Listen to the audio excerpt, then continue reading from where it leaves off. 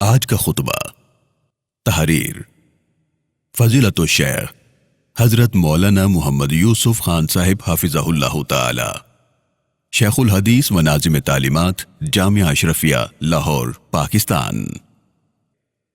عنوان: آج وقت کی ضرورت ہے کہ ہم نئی نسل کو بتائیں کہ فلسطین ہم مسلمانوں کے لیے کتنی اہمیت کا حامل ہے اور آج امت مسلمہ کی ذمہ داری کیا ہے۔ الحمدللہ، ہر طرح کی حمد و ثنا اللہ ہی کے لیے ہے۔ وہی ہم سب کا خالق، ہم سب کا رازق اور ہم سب کا مالک ہے۔ میں گواہی دیتا ہوں کہ اللہ کے سوا کوئی الہ نہیں، وہ واحد ہے، اس کا کوئی شریک نہیں۔ میں یہ بھی گواہی دیتا ہوں کہ حضرت محمد مصطفیٰ صلی اللہ علیہ وسلم اللہ کے بندے اور چنیدہ رسول ہیں۔ اللہ رب العالمین قرآن مجید فرقان حمید میں ارشاد فرماتا ہے: بسم اللہ الرحمن الرحیم، سبحان الذی اسری بعبدہ لیلا من المسجد الحرام الی المسجد الاقصی الذی بارکنا حولہ لنریہ من آیاتنا انہ هو السمیع البصیر۔ صدق اللہ العظیم۔ پاک ہے وہ ذات جو اپنے بندے کو راتوں رات مسجد حرام سے مسجد اقصی تک لے گئی، جس کے ماحول پر ہم نے برکتیں نازل کی ہیں تاکہ ہم انہیں اپنی کچھ نشانیاں دکھائیں۔ بے شک وہ ہر بات سننے والی، ہر چیز دیکھنے والی ذات ہے۔ میرے پیارے مسلمان بھائیوں، یہ فلسطین انبیاء علیہم السلام کا مسکن اور سرزمین رہی ہے۔ سیدنا حضرت ابراہیم علیہ السلام نے فلسطین کی جانب ہجرت فرمائی۔ اللہ رب العالمین نے حضرت لوط علیہ السلام کو اس عذاب سے نجات دی جو ان کی قوم پر اسی جگہ نازل ہوا تھا۔ حضرت داؤد علیہ السلام نے اسی سرزمین پر سکونت رکھی اور یہیں اپنا ایک محراب بھی تعمیر فرمایا۔ حضرت سلیمان علیہ السلام نے اسی ملک میں بیٹھ کر ساری دنیا پر حکومت فرمائی۔ چونٹی کا وہ مشہور قصہ جس میں ایک چونٹی نے اپنی باقی ساتھیوں سے کہا تھا کہ اے چونٹیوں، اپنے بلوں میں گھس جاؤ، یہ واقعہ بھی اسی ملک میں واقع اسقلان شہر کے ایک وادی میں پیش آیا تھا، جس کا نام بعد میں وادی النمل یعنی چونٹیوں کی وادی رکھ دیا گیا تھا۔ حضرت زکریا علیہ السلام کا محراب بھی اسی شہر میں ہے۔ حضرت موسیٰ علیہ السلام نے اسی ملک کے بارے میں اپنے ساتھیوں سے کہا تھا کہ اس مقدس شہر میں داخل ہو جاؤ۔ انہوں نے اس شہر کو مقدس، اس شہر کے شرک سے پاک ہونے اور انبیاء علیہم السلام کا مسکن ہونے کی وجہ سے قرار دیا تھا۔ اس شہر میں کئی معجزات وقوع پذیر ہوئے، جن میں ایک کنواری بی بی مریم علیہ السلام کے بطن سے حضرت عیسیٰ علیہ السلام کی ولادت مبارکہ بھی شامل ہے۔ حضرت عیسیٰ علیہ السلام کو جب ان کی قوم نے قتل کرنا چاہا تو اللہ رب العالمین نے انہیں اسی شہر سے آسمان پر اٹھا لیا تھا۔ میرے پیارے مسلمان بھائیوں، ارض فلسطین اور مسجد اقصی وہ بابرکت مقامات ہیں کہ جن کی شان یوں ہے: ولادت کے بعد جب عورت اپنی جسمانی کمزوری کی انتہا پر ہوتی ہے، ایسی حالت میں مقدسہ مریم علیہ السلام کا کھجور کے تنے کو ہلا دینا بھی ایک معجزہ الہی ہے۔ قیامت کی علامات میں سے ایک حضرت عیسیٰ علیہ السلام کا زمین پر واپس تشریف لانا۔ اسی شہر کے مقام سفید مینار کے پاس ہوگا۔ اسی شہر کے مقام باب لد پر حضرت عیسیٰ علیہ السلام مسیح دجال کو قتل کریں گے۔ فلسطین ہی ارض محشر ہے۔ اسی شہر سے ہی یاجوج و ماجوج کا زمین میں قتال اور فساد کا کام شروع ہوگا۔ اسی شہر میں وقوع پذیر ہونے والے قصوں میں سے ایک قصہ طالوت اور جالوت کا بھی ہے، جس کا ذکر قرآن مجید میں آتا ہے۔ فلسطین کو نماز کی فرضیت کے بعد مسلمانوں کو قبلہ اول ہونے کا اعزاز بھی حاصل ہے۔ ہجرت کے بعد حضرت جبرائیل علیہ السلام دوران نمازی حکم ربی سے آقا علیہ السلام کو مسجد اقصی یعنی فلسطین سے بیت اللہ یعنی کعبہ مشرفہ یعنی مکہ مکرمہ کی طرف رخ کر آ گئے تھے۔ جس مسجد میں یہ واقعہ پیش آیا وہ مسجد آج بھی مسجد قبلتین کہلاتی ہے، جو مدینہ منورہ کے قریب سعودی عرب میں واقع ہے۔ حضور اکرم صلی اللہ علیہ وسلم کو معراج کی رات آسمانوں پر لے جانے سے قبل مکہ مکرمہ سے یہیں بیت المقدس یعنی فلسطین لایا گیا تھا۔ سرکار دو عالم صلی اللہ علیہ وآلہ وسلم کی اقتداء میں انبیاء علیہم السلام نے یہاں نماز ادا فرمائی۔ اس طرح فلسطین ایک بار پھر سارے نبیوں کا مسکن بن گیا۔ سیدنا ابو ذر رضی اللہ تعالیٰ عنہ کہتے ہیں کہ میں نے رسول اللہ صلی اللہ علیہ وسلم سے عرض کیا کہ زمین پر سب سے پہلی مسجد کون سی بنائی گئی؟ تو آپ صلی اللہ علیہ وسلم نے فرمایا کہ مسجد الحرام یعنی خانہ کعبہ۔ میں نے عرض کیا کہ پھر کون سی مسجد بنائی گئی؟ تو آپ صلی اللہ علیہ وسلم نے فرمایا مسجد الاقصی یعنی بیت المقدس۔ میں نے پھر عرض کیا کہ ان دونوں کے درمیان کتنا فاصلہ تھا؟ آپ صلی اللہ علیہ وسلم نے فرمایا کہ 40 برس کا، اور تو جہاں بھی نماز کا وقت پا لے وہی نماز ادا کر لے، بس وہ مسجد ہی ہے۔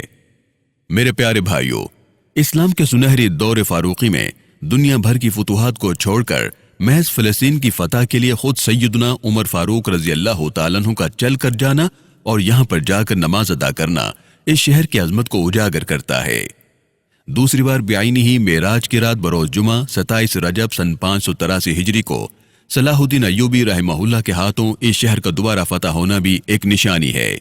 مسجد اقصی اور بلاد شام کو بلد امین کے ساتھ قرآن مجید میں ذکر کیا گیا ہے، جبکہ قرآن پاک کی آیت والتین والزیتون وطور سینین وہذا البلد الامین، جب قرآن پاک کی یہ آیات بینات نازل ہوئیں، والتین والزیتون وطور سینین وہذا البلد الامین، تو ابن عباس رضی اللہ عنہما کہتے ہیں کہ ہم نے بلاد شام کو التین یعنی انجیر سے، بلاد فلسطین کو الزیتون یعنی زیتون سے، اور طور سینین کو مصر کے پہاڑ کوہ طور جس پر جا کر حضرت موسیٰ علیہ السلام اللہ رب العالمین سے کلام فرمایا کرتے تھے، استدلال کیا۔ اور قرآن پاک کی آیت مبارکہ وَلَقَدْ كَتَبْنَا فِي الزَّبُورِ مِن بَعْدِ الذِّكْرِ أَنَّ الْأَرْضَ يَرِثُهَا عِبَادِيَ الصَّالِحُونَ، اس سے استدلال لیا گیا کہ امت محمدیہ حقیقت میں اس مقدس سرزمین کی وارث ہے۔ مسجد اقصی کی عظمت کا اندازہ اس بات سے بھی لگایا جا سکتا ہے کہ یہاں پر پڑھی جانے والی ہر نماز کا اجر 500 گنا بڑھا دیا جاتا ہے، اور نبی مکرم صلی اللہ علیہ وآلہ وسلم نے فرمایا 3 مسجدیں ایسی ہیں جن کی طرف تم سفر کا ارادہ ثواب کی نیت سے کر سکتے ہو۔ نمبر 1 مسجد حرام، نمبر 2 مسجد نبوی، اور نمبر 3 مسجد اقصی۔ رسول اللہ صلی اللہ علیہ وسلم کے وصال کے بعد حضرت ابو بکر رضی اللہ تعالیٰ عنہ کو ارتداد کے فتنے اور دیگر کئی مشکلات سے نمٹنے کے لیے عسکری اور افرادی قوت کی اشد ضرورت کے باوجود بھی ارض شام یعنی فلسطین کی جانب آپ صلی اللہ علیہ وسلم کا تیار کردہ لشکر بھیجنا بھی ایک ناقابل فراموش حقیقت ہے۔ بیت المقدس کا نام قدس قرآن سے پہلے تک ہوا کرتا تھا، قرآن نازل ہوا تو اس کا نام مسجد اقصی رکھ دیا گیا۔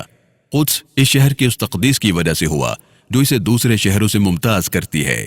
اس شہر کے حصول اور اسے رومیوں کے جبر و استبداد سے بچانے کے لیے 5000 سے زیادہ صحابہ کرام رضوان اللہ علیہم اجمعین نے جام شہادت نوش کیا، اور شہادت کا یہ باب آج تک بند نہیں ہوا، سلسلہ ابھی بھی جاری ہے۔